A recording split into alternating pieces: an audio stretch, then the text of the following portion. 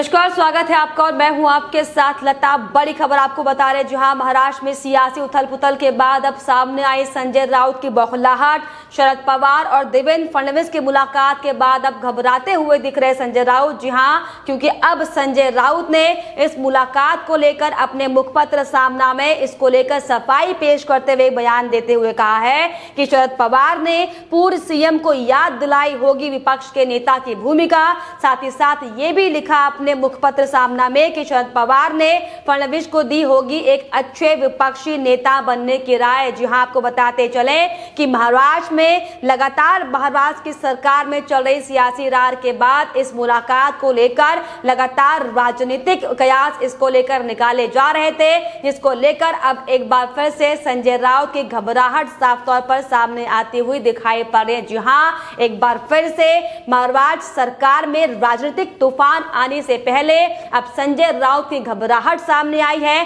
क्योंकि जिस तरीके से पिछले दिनों से ही मुलाकात के बाद यानी कि शरद पवार और देवेंद्र फडणवीस के मुलाकात को लेकर राजनीतिक गलियारों में तमाम तरह की प्रतिक्रियाएं सामने आ रही थी और ये भी कयास लगाए जा रहे थे कि हो सकता है कि शरद पवार और देवेंद्र फडणवीस के बीच में, महाराष्ट्र सरकार के बीच में जो उथल पुथल लंबे समय से मची हुई है, जो सियासी रार लगातार बनी हुई है, इसको लेकर चर्चा हुई होगी। और अब इसी को लेकर आपको बताते चले कि संजय राउत ने अपनी सफाई पेश करते हुए अपने मुखपत्र सामना में एक लेख लिखा है, जिसमें उन्होंने साफ तौर पर यह कहा है कि शरद पवार जो कि प्रतिष्ठित नेता माने जाते हैं, उन्होंने देवेंद्र फडणवीस को यह सिखाया है कि उन्हें सरकार के साथ मिलकर कैसे काम करना चाहिए। जी हां, आपको बताते चले कि इस दौरान संजय राउत ने अपने मुखपत्र में एक लंबा लेख लिखते हुए एक बार फिर से अपनी सरकार को यानी कि महाविकास आघाड़ी सरकार को बचाने की कोशिश की है।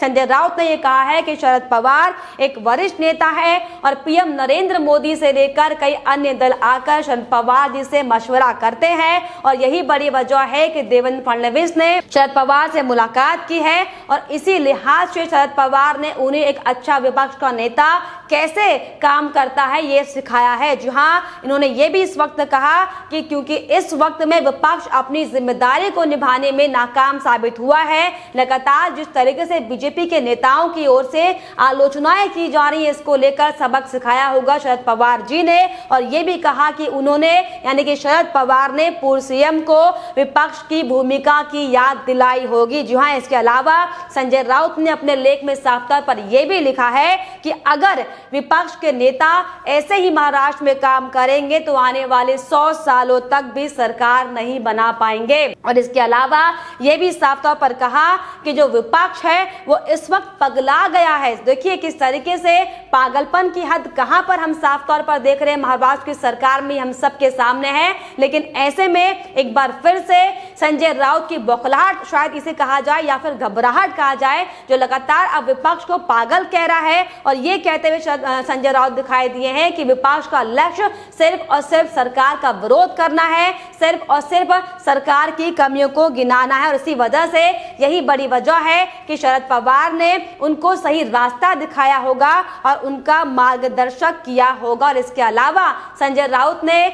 ऑपरेशन लोटस के बारे में भी बयान देते हुए कहा है कि महाराष्ट्र में ऑपरेशन लोटस के बारे में भूल जाओ, ना ही बंगाल में इसका असर हुआ और ना ही महाराष्ट्र में इसका कोई असर होगा। लेकिन जिस तरीके से बंगाल का जिक्र संजय राउत ने किया है, तो हम सबको पता है कि कैसे बीजेपी 3 सीट से 77 सीटों में पहुंच गई है, जो कि साफ तौर पर दिखाई पड़ता है कि कैसे बीजेपी के लोगों को जनता पसंद कर रही है। और अब यही वानगी आपको ये भी बताते चले कि महाराष्ट्र में भी बहुत जल्द सामने आने वाली है, क्योंकि जिस तरीके से महाराष्ट्र की सरकार में लगातार उठापटक सामने आ रही है, ये साफ तौर पर दर्शाता है कि महाविकास आघाड़ी सरकार टूटने की कगार पर है। और यही बड़ी वजह है कि अब महाविकास आघाड़ी के नेता यानी कि शिवसेना के नेता लगातार सरकार को बचाने की कोशिश में जुटे हुए हैं, लगातार सफाइयां उनकी ओर से पेश की जा रही हैं। उसके अलावा आपको ये भी बताते चले कि संजय राउत ने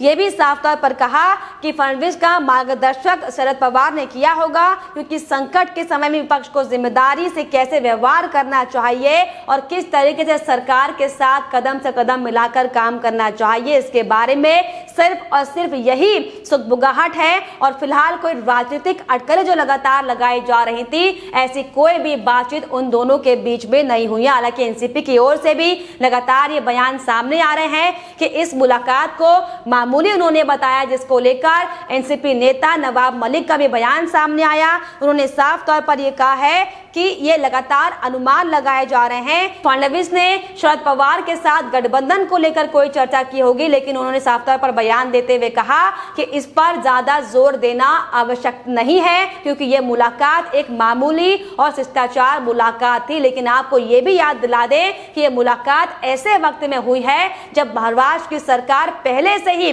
कई मुश्किलें झेल रही है, फिर चाहे वो कोविड को लेकर हो या फिर मराठा आरक्षण को लेकर हो। क्योंकि जिस तरीके से हम लंबे समय से देख रहे हैं, आपको भी हमने तमाम रिपोर्ट दिखाई है कि कैसे महाविकास अघाड़ी सरकार में एक बार फिर से रार की तस्वीरें सामने आई थी। क्योंकि जिस तरीके से कांग्रेस ने सरकार के खिलाफ जो बगावत कर दिया था और ये साफ तौर पर कहा था कि सरकार अगर इस आरक्षण को लेकर अपना स्टैंड साफ नहीं करती है तो ये दिन दूर नहीं कि वो सरकार का साथ छोड़ देगी, यानी कि महाविकास अघाड़ी सरकार टूट जाएगी। और यही बड़ी वजह है कि लगातार अब संजय राउत अपनी पार्टी को बचाने के लिए, अपनी सरकार को बचाने के लिए तमाम तरह की दलीलें पेश करते हुए दिखाई पड़ रहे हैं। लेकिन आपको ये भी हम याद दिला दें कि इसके पहले शरद पवार भी इस बात का इल्म कर चुके हैं कि वो महाविकास अघाड़ी सरकार से खुश नहीं है, क्योंकि हमने आपको दिखाया था कि कैसे शरद पवार और उद्धव ठाकरे के बीच में भी तल्खियां सामने आई थी। और उद्धव ठाकरे जो कि महाराष्ट्र के मुख्यमंत्री हैं, उन्होंने खुद ये साफ तौर पर कहा था कि प्रदेश में जो भी हालात बने हुए हैं या जिस तरीके से कैबिनेट की मीटिंग्स में लगातार नेता मंत्रीगण जो सरकार से जवाबदेही मांग रहे हैं, सिर्फ और सिर्फ जवाबदेही करना शिवसेना की जिम्मेदारी नहीं है। और इसके पहले भी हमने आपको दिखाया था कि कैसे शरद पवार संजय राउत से अपनी इस गलती का पश्चाताप कर चुके थे। अपनी इस भूल को लेकर लगातार वो ये कहते दिखाई पड़ रहे थे कि महाराष्ट्र में उद्धव ठाकरे का नाम सीएम के लिए चुनना उनकी बहुत बड़ी भूल थी, इसके लिए उन्हें खुद का नाम लेना चाहिए था या फिर शिंदे का नाम सामने रखना चाहिए था। जो कि साफ तौर पर तभी से कयास लगाए जा रहे थे कि महाराष्ट्र की महाविकास अघाड़ी सरकार में कुछ भी ठीक नहीं चल रहा है। और ऐसे में अब फडणवीस के साथ हुई इस मुलाकात को लेकर लगातार राजनीतिक गलियारों में हलचल मची हुई है। हालांकि दोनों की ओर से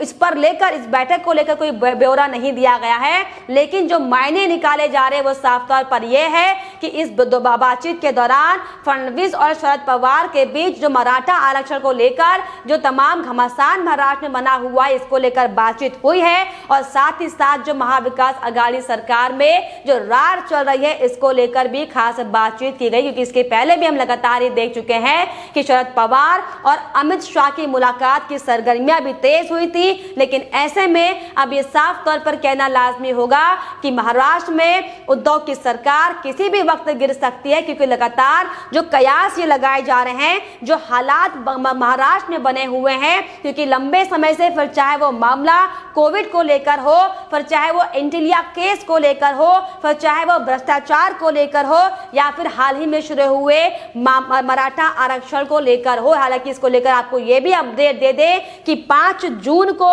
बीजेपी मराठा आरक्षण को लेकर सरकार के खिलाफ प्रदर्शन करने वाली है, क्योंकि इसको लेकर बीजेपी ने पहले ही ऐलान कर दिया है। लेकिन जिस तरीके से इस पैंडेमिक समय में उद्धव ठाकरे की सरकार जो हर मोर्चे पर फेल होती हुई दिखाई पड़ रही है, साफ तौर पर इशारा करता है कि कहीं ना कहीं इस बैठक के पीछे कोई कारण जरूर रहा होगा, जिसको लेकर अब अलग अलग राजनीतिक गलियारों में तमाम तरह की बातें सामने आ रही हैं। लेकिन आपको बताते चले कि जिस तरीके से संजय राउत ने एक बार फिर से अपना बयान देते हुए जो सरकार का बचाव करने की कोशिश की है, ये साफ तौर पर दर्शाता है कि महाविकास अघाड़ी सरकार में कहीं ना कहीं कुछ गड़बड़ जरूर है। जो ये तमाम राजनेता इसे छुपाने की और इसे लोगों तक सामने ये बातें ना आए, इसे बचाने की कोशिश जरूर कर रहे हो। लेकिन आपको दरअसल बताते चले कि महाराष्ट्र में बहुत जल्द एक राजनीतिक तूफान आने वाला है, जिसमें साफ तौर पर एक कयास लगाए जा रहे हैं कि ये महाविकास अघाड़ी की सरकार,